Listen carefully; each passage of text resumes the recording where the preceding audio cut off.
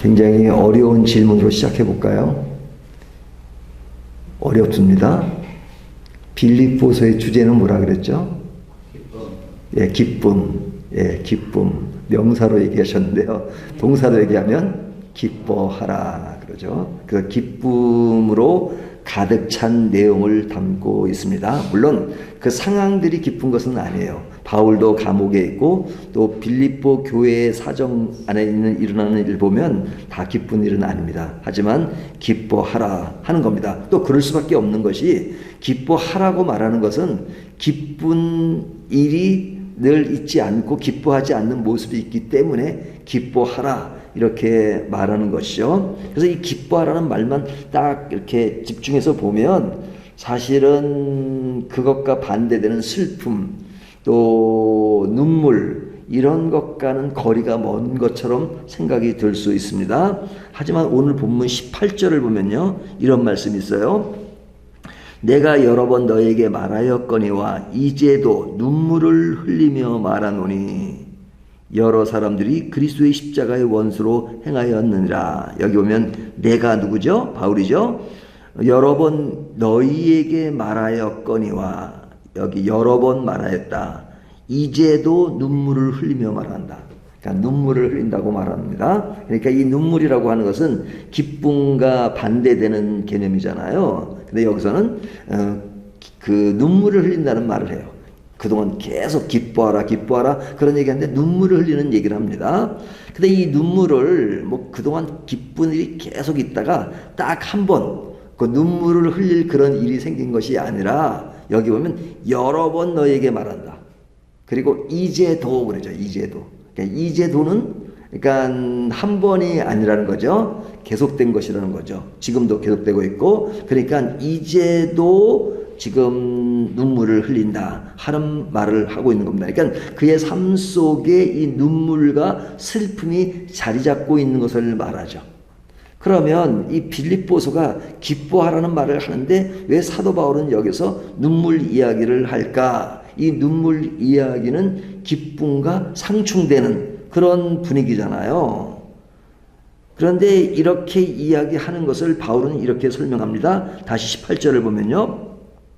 눈물을 흘리며 말하노니 여러 사람들이 그리스도의 십자가의 원수로 행하느니라. 이 그리스도의 그 사람들이 이제 어떤 모습을 보느냐? 십자가의 원수로 산다. 십자가의 원수로. 십자가의 원수로 사는 사람이 누구냐? 뭐 교회 밖에 예수를 믿지 않는 사람들이면 당연히 뭐 십자가와는 관련이 없는 그런 모습일지 모르지만 여기서 말하는 그 십자가의 원수라고 하는 것은 교회 안의 사람을 이야기합니다. 교회 안의 사람. 그 교회 안에 있는 사람들이 어떤 모습이기 때문에 십자가의 원수라고 얘기하느냐? 사도 바울은 계속 이렇게 이야기합니다. 19절을 보면 그들의 마침은 멸망이요 그들의 신은 배요 그 영광은 그들의 부끄러움에 있고 땅의 일을 생각하는지라. 자라 그러죠. 땅의 일을 생각하는 자입니다. 땅의 일을 생각하는. 땅의 일을 생각하는 것이 뭐예요? 땅의 일을 생각하는 것. 제일 크게 부각되고 있는 것은 뭐냐면 그들의 신은 배요. 제가 이게 먹는 걸 하도 좋아해가지고 제가 좀 찔리긴 하는데요. 그들의 배는 신이요. 그러니까 여기 배는 이렇게 바다 위로 떠다니는 배가 아니라 이제 우리가 이렇게 항상 고민하고 있는 그 배입니다. 오늘도 몇 센치가 늘었나 고민하는 그 배. 이거 언제쯤 빠지나 하는 그 배입니다. 근데 빠지기는커녕 갈수록 더 쪄서 고민하잖아요. 근데 왜 찌느냐? 이제 많이 먹으니까 찌죠. 뭐 어떤 분은 많이 먹어도 안 찌는 분이 있다고 하는데 참 그런 분들은 좀 부럽긴 한데 또 어떤 의사들은 또 그것이 꼭 좋은 건 아닙니다. 뭐 이렇게 말하기도 하는데요. 하여튼 여기서 말하는 그 배는 그런 사람들이 이렇게 먹는 것에 치중한 삶, 먹는다는 것은 음식을 뭐 좀 더 먹는 그 정도의 상황을 얘기하는 것이 아니라 삶 자체가 늘 먹고 마시고 즐기고 하는 여기에만 연연된 것이 뭐냐면 땅의 일을 생각하고 내 인생의 욕망, 내 인생의 만족 이것만 생각하는 삶을 산다 이거죠. 누가? 그리스도 안에서 이루어지는 그런 복음의 테두리 안에서 이루어지는 사람들이 이것과는 거리가 멀어야 되는데 안을 들여다보니까 그들의 신은 배요. 하나님이 아니라 그리스도가 아니라 그들의 신은 배가 돼서 살아가는 그런 모습을 지적하고 있는 겁니다. 이런 모습을 볼 때 사도 바울은 그것을 보면서 아, 기쁘다, 즐겁다, 괜찮다 이렇게 말할 수가 없다는 거죠. 그것을 보니까 너무너무 슬프다. 그것도 교회 밖이라면 당연히는 아니지만 뭐 그런 거 뭐 그냥 그러니까 원래 그렇다 생각하는데 교회 안에서 이루어지는 사람들의 모습 속에 자기의 신이 배가 되는 그런 모습을 보면서 아, 좋다, 기쁘다 이렇게 말할 수가 없다는 거죠. 슬프고 눈물이 나고 내가 이거 처음 말하는 것도 아니고 이제도 여러 번 말하였거니와 이것은 진짜 슬프다. 눈물을 흘리지 않을 수 없다. 이렇게 말하는 겁니다. 그러니까 이 슬픔은 기쁨과 상충되는 것이 아니라 진짜 슬퍼할 수밖에 없는 상황인데 그 상황은 뭐냐? 진정한 기쁨을 파괴하는 일들이 나타나고 있기 때문에 그런 겁니다. 기뻐하는 일로 점철된 그런 상황이 늘 이루어졌으면 좋겠는데 세상은 그렇다 하더라도 교회 안에서만큼이라도 그렇게 되기를 원하는데 교회 안에서 이루어지는 일들이 그 기쁨을 파괴하는 그런 슬픈 모습을 자아내게 되는 그런 것이 안타까워하는 그 바울의 모습을 지금 보여주고 있습니다. 자, 이런 상황 속에서 바울은 이런 것에 대해서 어떤 대안책을 내놔야 되지 않습니까? 그냥 단순히 슬퍼만 할 수 없잖아요. 또 단순히 슬퍼하는 자고서 그냥 슬픔 자체를 가라앉히고 아, 그렇지만 기뻐하라 이렇게 말할 수도 없잖아요. 이 문제를 해결해야 돼요. 그 해결하는 것이 뭐냐? 17절을 보면요. 형제들아 너희는 함께 나를 본받으라. 나를 본받으라. 이게 해결책이 뭐냐면 나를 본받으라 그래요. 근데 또 이게 제가 이 말씀 속에서 걸리는 게 뭐냐면 제 배를 보고 걸리는 것도 있지만 이 나를 본받으라 그러잖아요. 근데 저는 지금까지 한 번도 이런 말을 해본 적이 없거든요. 뭐 목회를 하면서 여러분 저를 본받으십시오. 제가 저를 향한 자긍심도 낮을 뿐더러 제가 어떤 신앙의 모델이 돼서 아, 여러분 제 신앙이 좋으니까 저를 본받으십시오. 그렇게 생각해 본 적도 없고 말해 본 적도 없어요. 도리어 우리 교우분들의 신앙을 보면서 아, 참 저분들의 신앙을 내가 본받아야 되겠다. 그렇게 생각한 적은 있지만 나를 본받으라 말할 수가 없어요. 제 꼬라지를 보면. 근데 바울은 너무 당당하게 나를 본받으라 이렇게 말합니다. 그러면 뭐 그럴 수 있지. 사도 바울이니까.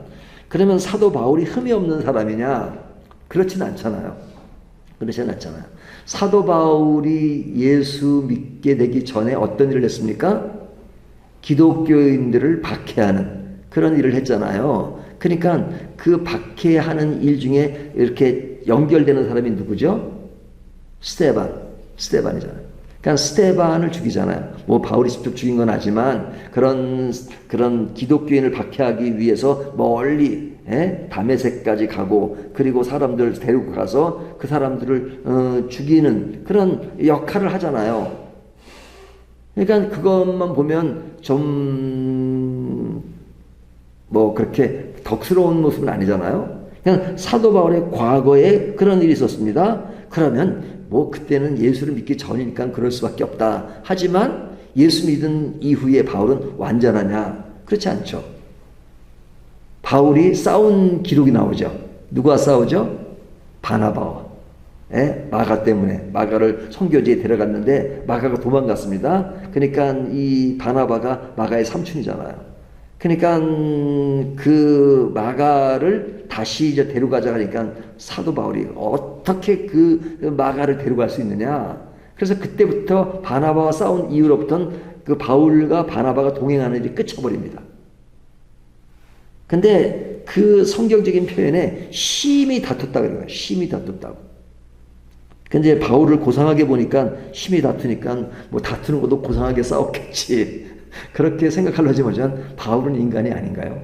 바울은 똑같은 인간. 그래서 바울은 같은 성정을 가진 그런 표현을 쓰잖아요.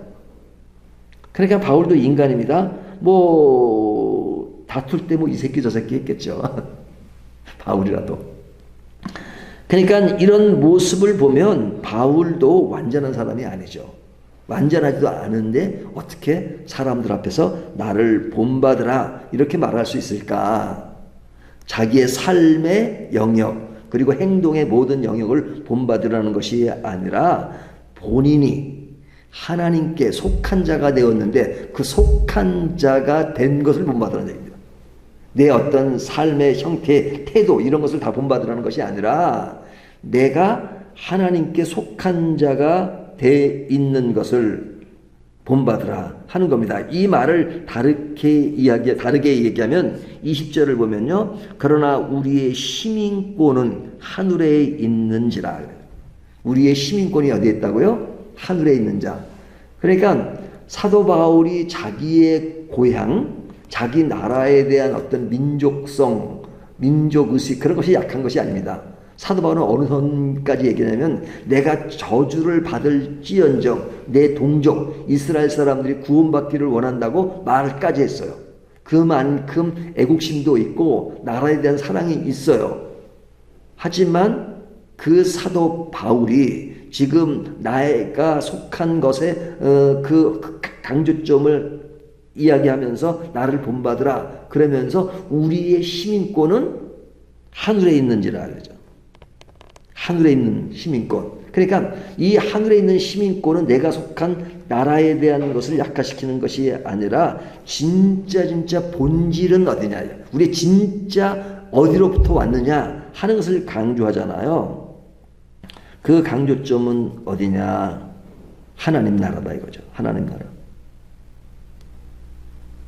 그러니까 이 하나님 나라의 시민권. 그러니까 하나님 나라의 시민권이기 때문에 그 나라의 가치관과 그 나라의 질서와 그 나라의 그 삶의 태도를 가지고 살아가는 것이 일차적이다. 그러면 이 세상에서 사는 것은 뭐냐? 어찌 보면 어떤 시인이 말한 것처럼 우리는 이 세상에 소풍 온 것 같죠. 소풍. 그래서 이 표현을 다르게 쓴 것이 뭐냐면 나그네라는 표현을 씁니다. 나그네. 우리는 인생을 나그네로 산다 그러죠. 나그네로 산다. 그러니까 이 시민권, 하늘의 시민권과 이 세상에 사는 그런 내가 속한 나라의 시민권 이것이 이렇게 하나로 이렇게 딱 연결되면 좋은데 살아가다 보면 항상 마찰이 생겨요. 하나님 나라의 가치와 내가 속한 나라의 가치가 맞지만 않고 이것이 좀 어떤 괴리감도 있고 좀 더 다른 길을 가기 때문에 그럴 때 오는 그런 어려움이 있어요. 그 어려움을 어떻게 표시하느냐. 내 본향은 하늘나라고 이 세상은 나그네로 왔다. 그러니까 나그네로서 겪는 것을 이야기하고 하나를 오늘 보면서 특별히 강조하는 것은 뭐냐면 운동 경기로 얘기합니다. 운동 경기. 그러니까 경주하는 자로 비유하죠. 경주하는 자로. 그러니까 여기서 경주하는 것은 오늘날에는 이 스포츠가 뭐 많잖아요. 뭐 종류가 많잖아요. 야구, 축구, 배구, 뭐 농구 뭐 이런 거 많잖아요. 하지만 이 당시만 해도 사실은 그렇게 종목이 많지 않았잖아요. 그때 가장 많이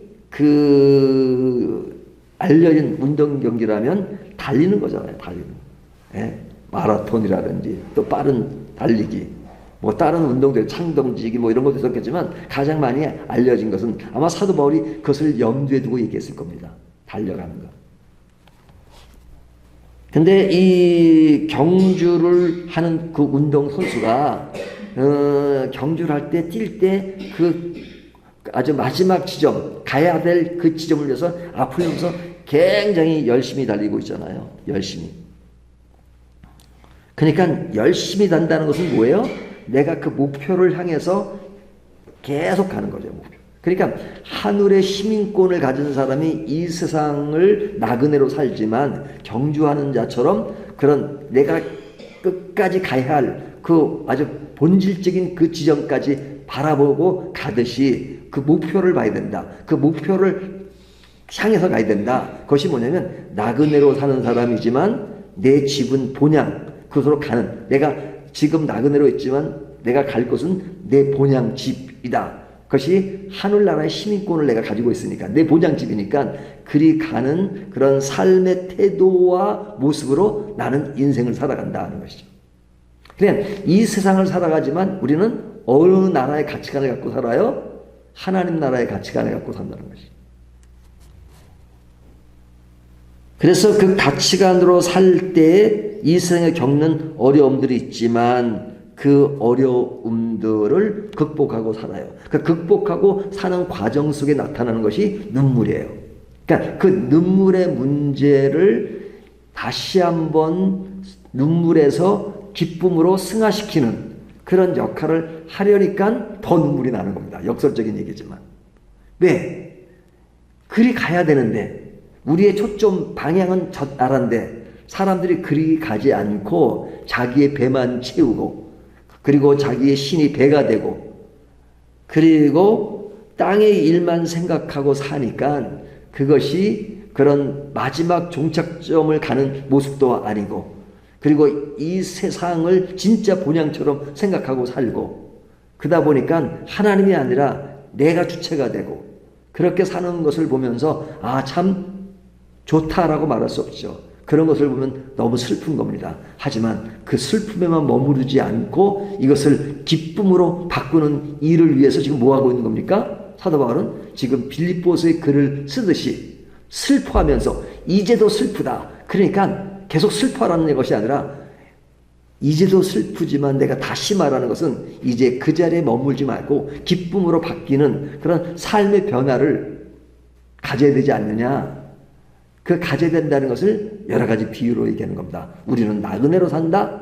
그리고 운동 경기에서 지금은 달려가고 있는데 어디로 달려가야 되느냐? 왜 갑자기 옆으로 세면 안 되지?